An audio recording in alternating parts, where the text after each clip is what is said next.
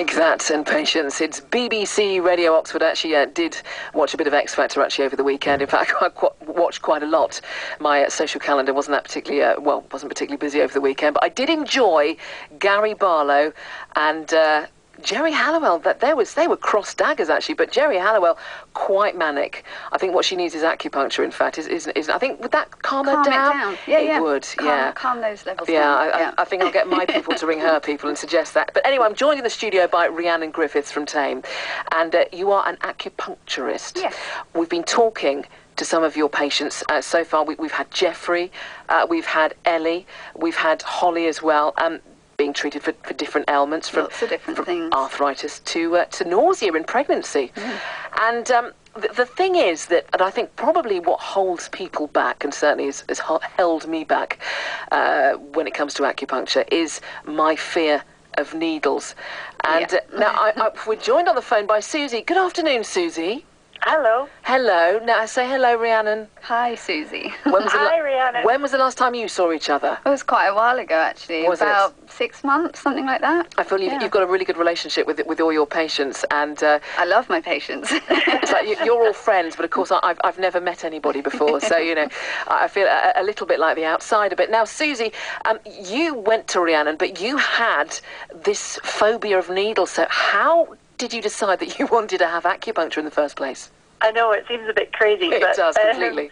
I knew Rhiannon's mum, and then I met Rhiannon at a wedding, actually Ellie's wedding, and I just thought, what a lovely person, and she just explained things to me, and I thought, well, maybe I could do this, and so I sent her an email and said, well, this is where I am, and I think I could benefit from some acupuncture, and she was fantastic. So tell me about what you were suffering from and your ailments, as it were. What led you to go to Rhiannon or be recommended and actually go through with the acupuncture? I mean, it was nothing that I could really put my finger on. It wasn't arthritis or anything specific. It was more just that I was lacking energy, and I was moving house last year. So all the stress involved in buying and selling a house had just kind of built up a little bit. And I just felt that my energy levels were lacking and could do with a boost. So I thought acupuncture might be a nice natural way of doing that. And how long have you been seeing Rhiannon for? I saw her for about 3 or 4 months in the end, just to get me over a kind of, tough periods. And, eventually we moved house, and I just felt that I'd take a break from it, but I'd certainly go back and see her again in the future. So really you went to Rhiannon because you were suffering from, I suppose, stress with house moves and everything else. It's quite a stressful time in your life, and you wanted a boost. Absolutely, yeah. I mean, my job is very physical. I'm a gardener, so I just felt that I was, feeling a bit run down and stressed, and I couldn't afford to be. And so this was a way of just getting around that and a way of keeping going. So, Rhiannon, when somebody like Susie comes to you, and I mean, there's nothing really specific, they're not suffering from arthritis, they're certainly not pregnant, and they just want a general boost. I mean, how do you go about treating that and choosing the channels in which to treat? Yeah, no, we literally look at the person. So each patient that comes in is their treated lifestyle as an individual. So what's going on for them at home, what their job is, but also actually kind of what their overall health is like. So with Ellie, we had to make sure we factored in the kind of post-viral fatigue, things like that, but that's not the same with every patient. And what about diet as well, because that's a very important factor? No, it is, and part of our kind of diagnosis can also lead us towards Chinese medicine, food energetics, so we can kind of offer advice on a dietary perspective with Chinese food energetics as well. Susie, just going back to the first time that you had acupuncture, how did you feel when you saw that rather large, long needle? Well, my first meeting with Rhiannon, we spent most of the time talking. I had an hour-long session, and for about 45 minutes she just took down a really thorough medical history, and we spoke about what was happening in my life at the moment. And then we got to the needle stage, by which point I felt I knew her and I trusted her. And she showed me the needles, and they were fine. And she also explained that it's a very different type of needle. It's not the same as a doctor uses to give an injection.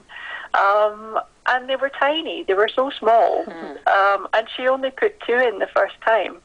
You know, and 2 points that I was quite comfortable with. She talked me through the whole thing.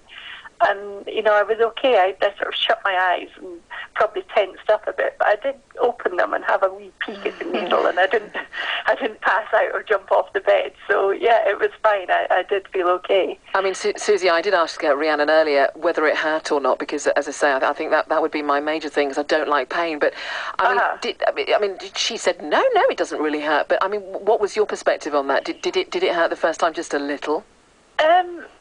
The thing is, it's not the bit going through the skin that hurts. It's when it hits an energy line that you get this sort of jolt of energy, or sometimes pain. But, you know, there's a reaction that's deeper than it just pricking your skin.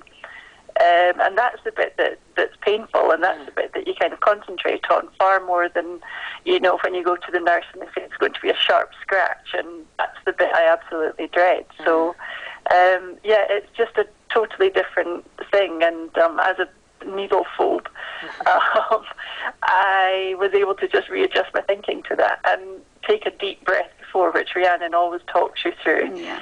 And you know, I was able to cope with it that way. Well, you sound as though you're suffering from absolutely no stress whatsoever, and it's completely worked for you, Susie. Thank you so much for joining us on the phone this afternoon. Pleasure. Thank you. Bye, Rhiannon. Bye. Now, Rhiannon, it's been wonderful talking to you, actually, and just getting to know what acupuncture is all about, and the vast amount of things it can actually treat. But you're obviously very passionate about what you do. So how can somebody, just very quickly, how can somebody come and see you? Where are you?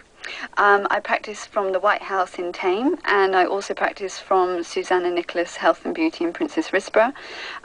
You can find me online, rhiannongriffiths.com, or you can search Rhiannon Griffiths Acupuncture on Facebook and come and have a look at all my bits and pieces on there. Wonderful. Rhiannon Griffiths, thank you very much for joining us this afternoon. Thank you.